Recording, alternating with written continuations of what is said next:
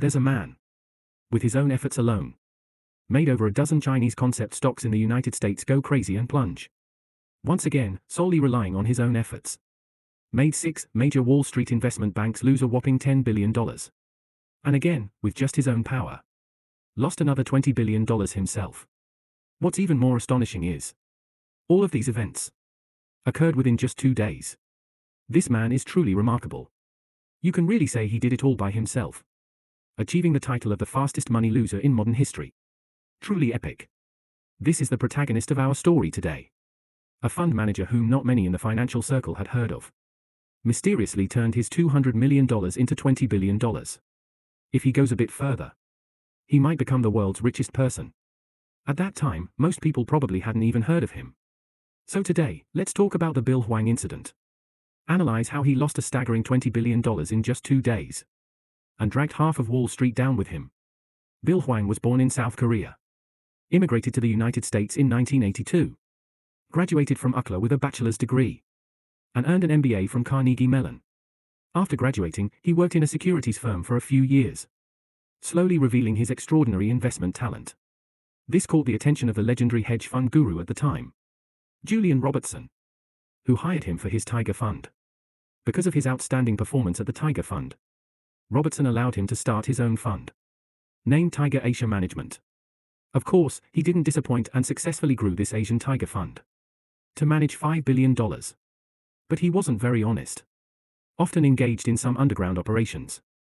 In 2012, he was caught for insider trading by the SEC and fined $44 million, resulting in the dissolution of Tiger Asia Fund. It was like taking one step back after another, and he was restricted from managing external funds until 2020. But for him, it didn't matter. If you won't let me attract external funds, I have enough money of my own, right? I can invest on my own and create a family office. So, Bill Hwang took his own $220 million and established Archegos Capital Management. Over the next 8 years, from 2013 to 2021, he displayed his skills once again, turning his $220 million into a jaw-dropping $20 billion. You might be wondering how he invested. In fact, it's quite simple. Basically, he inherited the strategy from the Tiger Fund, which is fundamental analysis of stocks. For instance, looking at a company's performance, financial reports, operations, and, of course, some insider information. If he liked a company, he would buy it. If he didn't, he would short it. His approach was essentially all in, betting on just a few companies. Of course, he also engaged in some hedging. At the beginning, after being heavily fined by the SEC, and having only $220 million, which wasn't much in the financial world, big investment banks like Goldman Sachs and JP Morgan avoided him. They didn't want to trade with him or lend him money. So, he had to trade on his own. And he couldn't use too much leverage. So, whether he made money or lost money, it didn't really affect the market much. You have to admit that Bill Hwang's stock picking ability is truly impressive.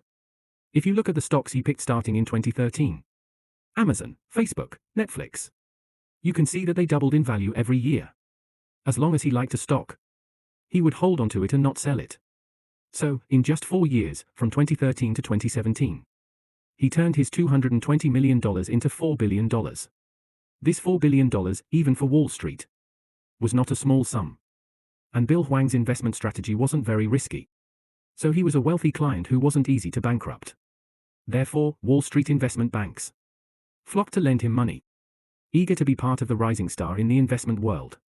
With the backing of Wall Street investment banks, he was able to use a financial derivative to maximize his leverage. And with this financial derivative, he entered the billionaire club. He became a major player in the market, all while remaining under the radar.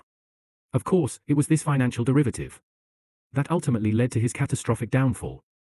This derivative is called a total return swap, or TRS. So, what is a TRS?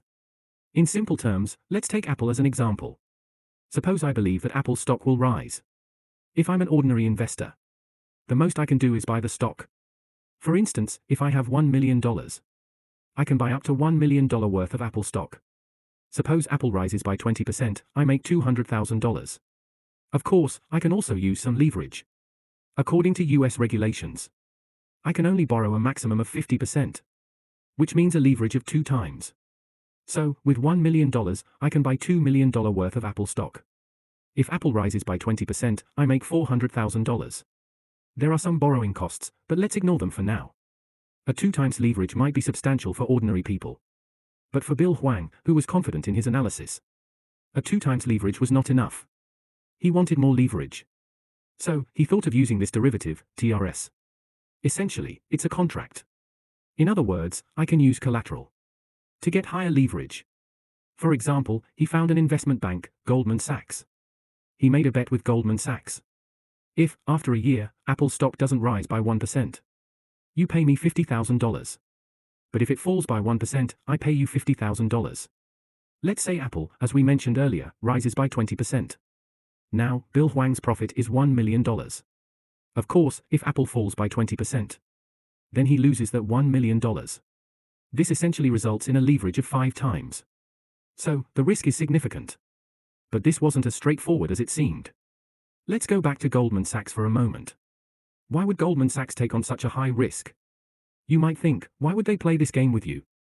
Well, because, as we mentioned earlier, Goldman Sachs had 2 risks to manage. The first risk was credit risk. What if Bill Hwang went bankrupt and decided not to play? So, at this point, Goldman Sachs, not being naive, required Bill Hwang to provide collateral. Although we're betting $500,000, for example, you don't have to give it to me all at once. You can start by depositing $100,000 to reassure me. In this way, if Apple, for example, were to fall by 20%, you have 2 options. Either you provide more collateral, or I, Hwang, will sell your assets and exit the game.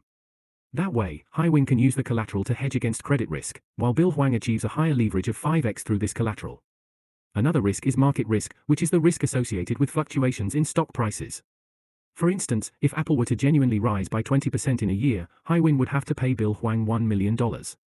If it falls by 20%, Hwang would lose $1 million, which is not acceptable. To mitigate this risk, Hwang can turn to the market and buy $5 million worth of Apple stocks. This way, if Apple rises by 20%, Hwang can pay Bill Hwang $1 million from the profit, and if the stock falls, Hwang can offset the loss with the stocks. In this way, regardless of how Apple's stock price moves, Hwang ensures that they neither gain nor lose. Both market risk and credit risk are hedged. However, don't forget that I also need to make money. So, where do I get my profit from? From Bill Hwang, of course. Hwang said to Bill Hwang, "You want to make this bet, and I can join you. But I can't do it for free. You should pay me some service fee, let's say $50,000. With this arrangement, Hwang is in a win-win situation. No matter how things turn out, no matter how the market fluctuates, Hwang makes a profit of $50,000.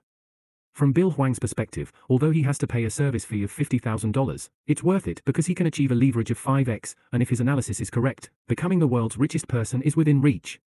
Moreover, this total return swap, TRS, has a hidden benefit for Bill Hwang. He doesn't have to buy the stocks himself. It remains hidden in the market. Because, as we just discussed in that example, who actually bought those stocks? It was Goldman Sachs and other similar institutions. Even if Bill Hwang became one of the biggest players in the game, nobody knew about it. Of course, it was precisely due to the secretive nature of total return swaps, TRS, that these investment banks planted a big landmine for themselves. Since the investment banks opened their doors to Bill Hwang, he proceeded to engage in TRS transactions with 6 Wall Street investment banks, amplifying his leverage and heavily investing in various American media companies and Chinese concept stocks, such as Viacom, Discovery, Fight, Zuyabang, iQIYI, Vipshop, and many more. Although we can't precisely determine the number of TRS transactions Bill Hwang had with these banks, we can observe that starting from the second quarter of 2020, these major investment banks began to heavily invest in the stocks recommended by Bill Hwang. For example, in the latter half of 2020, Morgan Stanley acquired 40 million shares of Vipshop, allegedly through Moon Brothers TRS. These investment banks made a fortune from their dealings with Bill Hwang. In just 2020, they earned hundreds of millions of dollars in service fees from Bill Hwang alone. Bill Hwang, on the other hand, was raking in billions, especially during the fourth quarter of 2020, and the first quarter of 2021 when Moon Brothers mid-position stock surged by over 40%. However, this time, Wall Street investment banks stumbled badly. They didn't realize that Bill Hwang was a two-timer.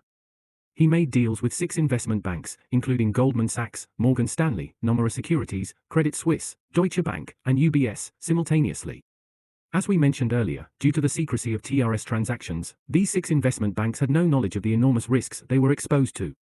By March 2021, these 6 investment banks collectively helped Moon Brother hold a position worth $100 billion. Viacom, in particular, held a significant portion of this, likely making Bill Hwang the real number one shareholder. Viacom had performed exceptionally well, tripling in value over the past 3 months, becoming the top performer in Bill Hwang's entire investment portfolio. However, as we know, untrustworthy individuals like Bill Hwang are bound to face consequences, and it's only a matter of time. On March 22, 2021, Monday, Viacom announced a $3 billion secondary offering, causing the stock to drop nearly 10% during the pre-market hours. Initially, Bill Hwang's client managers at the investment banks, who had already hedged their market risk, advised him to cut his losses. However, Bill Hwang refused to do so. Just as we analyzed from the beginning, when Viacom plummeted, Bill Hwang had no choice but to increase his collateral or margin. He had to sell other stocks to cover the gap. Unfortunately, the market didn't give him a chance to breathe. On Wednesday, Viacom dropped another 20%. By this time, Bill Hwang had exhausted all of his collateral, leaving us to wonder what would happen next. Both parties found themselves in a precarious situation. For Moon Brother, if Viacom continued to plummet, bankruptcy was inevitable. If Viacom rebounded, he would act as if nothing had happened. However, for the investment banks, since they had initially hedged their market risk, a falling Viacom market wasn't a concern. But once Bill Hwang went bankrupt, they would incur massive losses. The investment banks, being rational entities, realized that this was a losing proposition for them at this point in time. They couldn't rely on Viacom to bounce back, and they couldn't afford to gamble their entire future on a single stock. Therefore, the best strategy for the investment banks was to immediately liquidate their positions, cut their losses, and exit the game.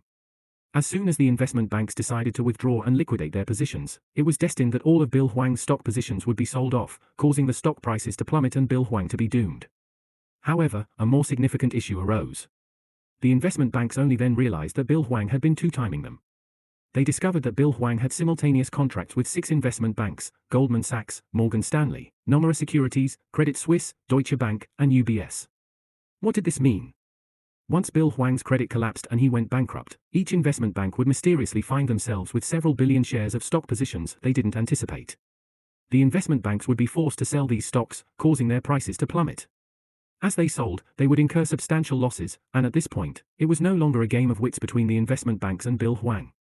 Bill Hwang was already destined for doom, and it became a game of individual survival for the investment banks. The collective best strategy was for everyone to hold on and sell slowly. But for each individual investment bank, no matter what others did, their optimal solution was to sell rapidly and exit the market. You could say it resembled a prisoner's dilemma. So, in this situation, how could they possibly reach an agreement? The outcome was evident. All 6 investment banks independently chose the worst-case scenario: rapid sell-offs. Thus, on the afternoon of Thursday, March 25, Morgan Stanley was the first to secretly sell $5 billion worth of stocks at a discount to some of their hedge fund clients. Before the market opened the next day, Credit Suisse also sold $6.6 billion worth of stocks, including Baidu, Tencent Music, and VipShop. When the market opened, they sold an additional $3.9 billion worth of shares in companies like Aichi and Zuyabang.